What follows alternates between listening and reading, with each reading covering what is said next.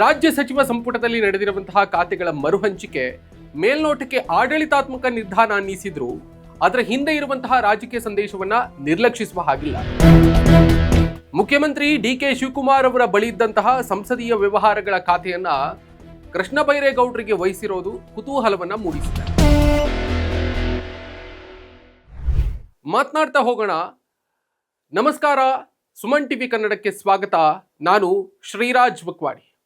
ಕೃಷ್ಣ ಬೈರೇಗೌಡ ಸಾಮಾನ್ಯವಾಗಿ ಯಾವುದೇ ಇಲಾಖೆಯನ್ನ ಸಮರ್ಥವಾಗಿ ವಹಿಸಿಕೊಂಡು ಹೋಗುವಂತಹ ನಾಯಕ. ಆಡಳಿತಾತ್ಮಕ ವಿಚಾರಗಳ ಆಳವಾದಂತಹ ಅರಿವು, ಸದನದ ಕಾರ್ಯವಿಧಾನದ ಮೇಲೆ ಹಿಡಿತ, ವಿಷಯ ಮಂಡಿಸುವಂತಹ ಸಾಮರ್ಥ್ಯ ಮತ್ತು ಸರ್ಕಾರದ ನೀತಿಗಳನ್ನು ಸಮರ್ಥವಾಗಿ ಸಮರ್ಥಿಸಿಕೊಳ್ಳುವಂತಹ ರಾಜಕೀಯ ಕೌಶಲ್ಯ ಇವೆಲ್ಲವೂ ಕೂಡ ಅವರಲ್ಲಿರುವಂತಹ ಪ್ರಮುಖ ಗುಣಗಳು. ಹೀಗಾಗಿ ಅವರಿಗೆ ಸಂಸದೀಯ ವ್ಯವಹಾರಗಳಂತಹ ರಾಜಕೀಯವಾಗಿ ಸೂಕ್ಷ್ಮವಾದಂತಹ ಖಾತೆ ನೀಡಿರೋದು ಕೇವಲ ಇಲಾಖಾ ಬದಲಾವಣೆ ಅಂತ ನೋಡುವುದು ಸರಳೀಕರಣ ಆಗ್ತದೆ ಅಂತ ಅನಿಸುತ್ತೆ. ಗಮನಿಸಿ, ಸರ್ಕಾರಕ್ಕೆ ವಿಧಾನಸಭೆಯ ಒಳಗಿನ ನಿರ್ವಹಣೆ ಅತ್ಯಂತ ಮಹತ್ವದ್ದು. ಪ್ರತಿಪಕ್ಷದ ಪ್ರಶ್ನೆಗಳಿಗೆ ಉತ್ತರಿಸುವುದು ಮಾತ್ರ ಅಲ್ಲದೆ ಮಸೂದೆಗಳ ಮಂಡನೆ, ಚರ್ಚೆಗಳನ್ನು ಸಮನ್ವಯಗೊಳಿಸೋದು, ಸದನದ ಗೊಂದಲಗಳನ್ನು ನಿಭಾಯಿಸೋದು ಹಾಗೂ ಸರ್ಕಾರದ ನಿಲುವನ್ನು ಪರಿಣಾಮಕಾರಿಯಾಗಿ ಮಂಡಿಸೋದು ಸಂಸದೀಯ ವ್ಯವಹಾರಗಳ ಸಚಿವರ ಪ್ರಮುಖ ಹೊಣೆ. ಈ ಹಿನ್ನೆಲೆಯಲ್ಲಿ ಕೃಷ್ಣ ಬೈರೇಗೌಡರ ಆಯ್ಕೆ ಒಂದು ಮ್ಯಾನೇಜ್ಮೆಂಟ್ ನಿರ್ಧಾರಕ್ಕಿಂತ ಪೊಲಿಟಿಕಲ್ ಕಮ್ಯುನಿಕೇಶನ್ ನಿರ್ಧಾರ ಆಗಿಯೂ ಕೂಡ ಕಾಣ್ತಾ ಇದೆ. ಸರ್ಕಾರದ ಮುಂದಿನ ಅವಧಿಯಲ್ಲಿ ಹಲವು ಸೂಕ್ಷ್ಮ ವಿಚಾರಗಳು ವಿಧಾನಸಭೆಯಲ್ಲಿ ಚರ್ಚೆಗೆ ಬರುವಂತಹ ಸಾಧ್ಯತೆ ಇದೆ. ಪ್ರತಿಪಕ್ಷದ ಆಕ್ರಮಣಗಳು, ಸರ್ಕಾರದ ವಿರುದ್ಧದ ಆರೋಪಗಳು, ಆಡಳಿತಾತ್ಮಕ ನಿರ್ಧಾರಗಳ ಕುರಿತು ಚರ್ಚೆಗಳು ಇವೆಲ್ಲವನ್ನೂ ಕೂಡ ಎದುರಿಸುವುದಕ್ಕೆ ಸದನದಲ್ಲಿ ಅನುಭವ ಹೊಂದಿರುವಂತಹ ಮತ್ತು ವಿಷಯಾಧಾರಿತವಾಗಿ ಮಾತನಾಡಬಲ್ಲಂತಹ ಸಚಿವರ ಅಗತ್ಯ ಇದೆ. ಸಂಸದೀಯ ವ್ಯವಹಾರಗಳ ಖಾತೆ ಮುಖ್ಯಮಂತ್ರಿ ಬಳಿಯೇ ಉಳಿಯಬೇಕನ್ನುವಂತಹ ಅನಿವಾರ್ಯತೆ ಇರಲಿಲ್ಲ. ಆದರೆ ಅದನ್ನು ಯಾರಿಗೆ ನೀಡಬೇಕು ಎಂಬುದು ಮುಖ್ಯವಾಗಿ ಇಲ್ಲಿ ಪ್ರಶ್ನೆಯಾಗಿ ಉಳಿತದೆ.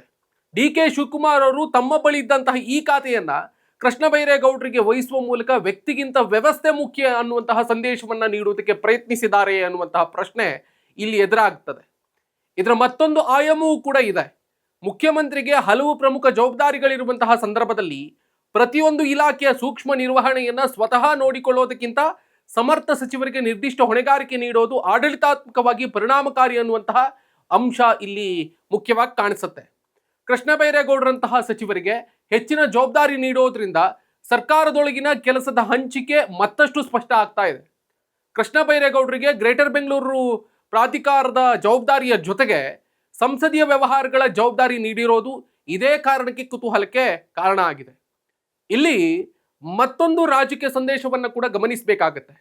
ಕೃಷ್ಣ ಬೈರೇಗೌಡರಿಗೆ ಈಗಾಗಲೇ ಗ್ರೇಟರ್ ಬೆಂಗಳೂರು ಅಭಿವೃದ್ಧಿ ಅಂತಹ ಅತ್ಯಂತ ಮಹತ್ವದ ಖಾತೆಯ ಹೊಣೆ ಇದೆ. ಬೆಂಗಳೂರು ಅಭಿವೃದ್ಧಿ ಅಂತಂದ್ರೆ ಕೇವಲ ನಗರಾಡಳಿತದ ವಿಚಾರ ಅಲ್ಲ, ಅದು ಮೂಲ ಸೌಕರ್ಯ, ಸಂಚಾರ ವ್ಯವಸ್ಥೆ, ನೀರು, ನಗರ ಯೋಜನೆ, ಮಹಾನಗರದ ಆಡಳಿತ ವ್ಯವಸ್ಥೆ ಸೇರಿದ ಹಾಗೆ ಭವಿಷ್ಯದ ಬೆಂಗಳೂರಿನ ರಾಜಕೀಯ ಮತ್ತು ಆಡಳಿತಾತ್ಮಕ ರೂಪುರೇಷೆಗಳಿಗೆ ಸಂಬಂಧಿಸಿದ ವಿಷಯ ಅದು.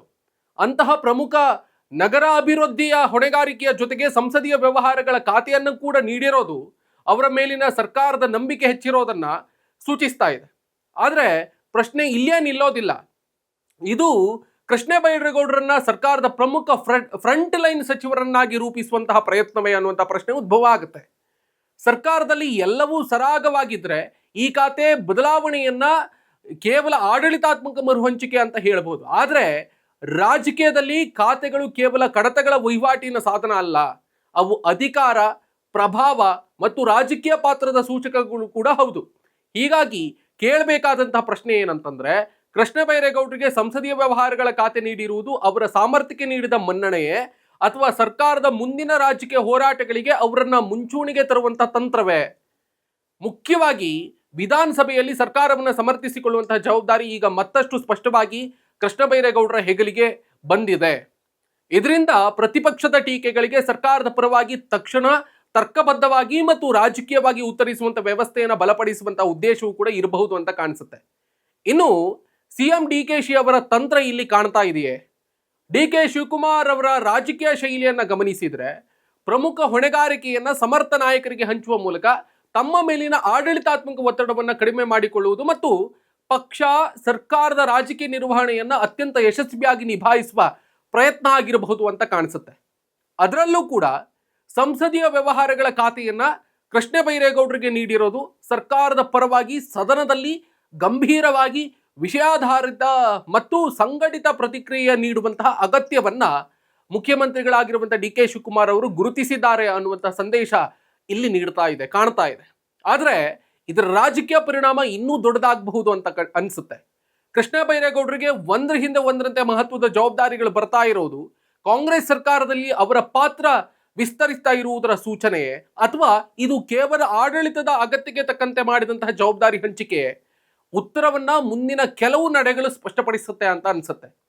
ಒಟ್ನಲ್ಲಿ ಡಿ ಕೆ ಶಿವಕುಮಾರ್ ತಮ್ಮ ಬಳಿ ಇದ್ದಂತಹ ಸಂಸದೀಯ ವ್ಯವಹಾರಗಳ ಖಾತೆಯನ್ನ ತಮ್ಮಲ್ಲೇ ಉಳಿಸಿಕೊಳ್ಳದೆ ಕೃಷ್ಣ ಬೈರೇಗೌಡರಂತಹ ಸಮರ್ಥ ಸಚಿವರಿಗೆ ವಹಿಸಿರೋದು ಸರ್ಕಾರದ ಸದನ ನಿರ್ವಹಣೆಯನ್ನ ಮತ್ತಷ್ಟು ಬಲಪಡಿಸುವಂತ ಪ್ರಯತ್ನವಾಗಿ ಕಾಣ್ತಾ ಇದೆ. ಆದರೆ ರಾಜಕೀಯದ ಕಣ್ಣಿನಿಂದ, ರಾಜಕೀಯ ದೃಷ್ಟಿಯಿಂದ ನೋಡಿದ್ರೆ ಇದು ಇನ್ನೊಂದು ಪ್ರಶ್ನೆಯನ್ನು ಕೂಡ ಹುಟ್ಟಾಗ್ತದೆ.